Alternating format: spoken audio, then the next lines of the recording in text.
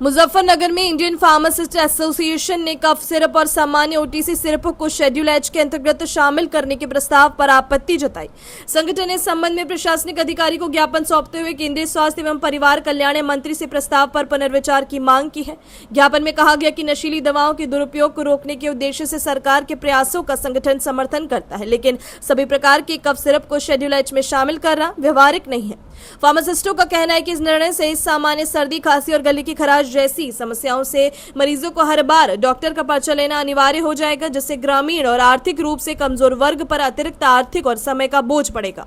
संगठन ने तर्क दिया कि ग्रामीण क्षेत्रों में चिकित्सकों की सीमित उपलब्धता के कारण लोग प्राथमिक स्वास्थ्य जरूरतों के लिए अक्सर पंजीकृत फार्मासिस्टों पर निर्भर रहते हैं। ऐसे में यदि कफ सिरप को पूरी तरह शेड्यूल एच में शामिल किया जाता है तो समय पर उपचार में बाधा उत्पन्न हो सकती है। फार्मासिस्ट एसोसिएशन ने यह भी कहा कि इस कदम से छोटे और मध्यम स्तर के केमिस्ट दुकानदारों पर अनुपालन और रिकॉर्ड रखने की अतिरिक्त जिम्मेदारी बढ़ जाएगी, जिससे उनके व्यवसाय पर भी असर पड़ेगा। संगठन ने सुझाव दिया कि सरकार केवल उन कफ सिरपों को शेड्यूल एच के दायरे में लाए जिनमें कोडीन या डेक्स्ट्रोमेथोर्फन जैसे ऐसे सॉल्ट शामिल है जिनके दुरुपयोग की संभावना अधिक रहती है, न कि पूरी कफ सिरप श्रेणी को नियंत्रित किया जाए। फार्मासिस्टों ने सरकार से अपील की है कि जनहित को ध्यान में रखते हुए प्रस्ताव पर पुनर्विचार किया जाए ताकि मरीजों को राहत भी मिले और दवाओं के दुरुपयोग पर भी प्रभावी नियंत्रण रखा जा सके। क्या नाम है आपका?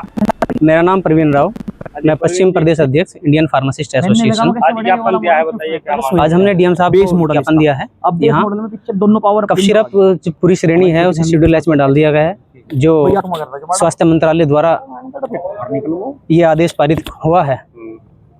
सभी फार्मासिस्ट ये अपने को ठगा सा महसूस कर रहे हैं क्योंकि संपूर्ण कफ सिरप प्रणाली को शेड्यूल एच में डालना ये किसी प्रकार से सही नहीं है। क्या है इसका मतलब? देखिए, शेड्यूल एच वो कफ सिरप हैं जो साधारण कफ सिरप होते हैं, जैसे ओटीसी कफ सिरप हैं। वे कफ सिरप जो बिना डॉक्टर की पर्ची के लिए जा सकते हैं मेडिकल स्टोर से या केमिस्ट से, उन्हें शेड्यूल एच में डालना किसी प्रकार से ठीक नहीं है। मेरा लड़का भाई, देखिए, सरकार ने जो नशे के खिलाफ अपनी एक मुहिम चला रखी है, हम उसका पूर्णतः समर्थन करते हैं। जिस प्रकार के फॉर्मूले कोडीन और डेक्सोमेथोर्फन, आप इन कफ सिरपों को शेड्यूल एच में डाल सकते हैं क्योंकि इनका लोग बाग दुरुपयोग करते हैं, जिसकी वजह से समाज में हानि हुई है। कुछ बच्चों के साथ में यहाँ भी और बाहर भी मौतें हुई हैं, लेकिन इसका मतलब ये नहीं है संपूर्ण कफ सिरप को आप शेड्यूल एच में डाल दें। मैं परिवार कल्याण मंत्रालय मंत्री जी को आपके माध्यम से संदेश देना चाहता हूं कि एक बार आपके द्वारा प्रस्तावित इस आदेश को पुनर्विचार किया जाए। इंडियन फार्मासिस्ट एसोसिएशन इसका पुनर्विचार का आपको याद दिलाने की कोशिश करती है, क्योंकि और खाली ये लड़ाई फार्मासिस्टों की ही नहीं है। मैं आप सभी को बता देना चाहता हूं, भारत के समस्त लोगों को, हम लोग तो अपना कार्य कर रहे हैं। आज नहीं तो कल, अगर चलो खैर दवाई नहीं बेचनी पड़ी तो कुछ न कुछ बेच लेंगे। आज जो आपका काम 50 से 100 रुपये में हो रहा है, कल वही काम आपको डॉक्टर की पर्ची पर 1000 रुपये में होगा। सभी तरह के कफ सिरप शेड्यूल एच में डाल दिए गए हैं।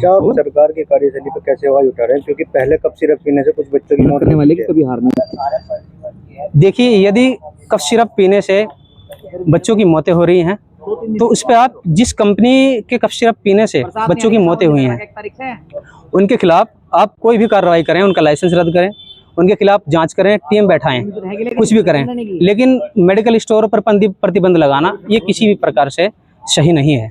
ये तो हमारे पेट पे लात मारने के समान है। अपनी राय हमें कमेंट बॉक्स में ज़रूर दें। ऐसे ही लेटेस्ट अपडेट्स के लिए हमारे चैनल रॉयल बुलेटिन को लाइक, शेयर और सब्सक्राइब करना ना भूलें।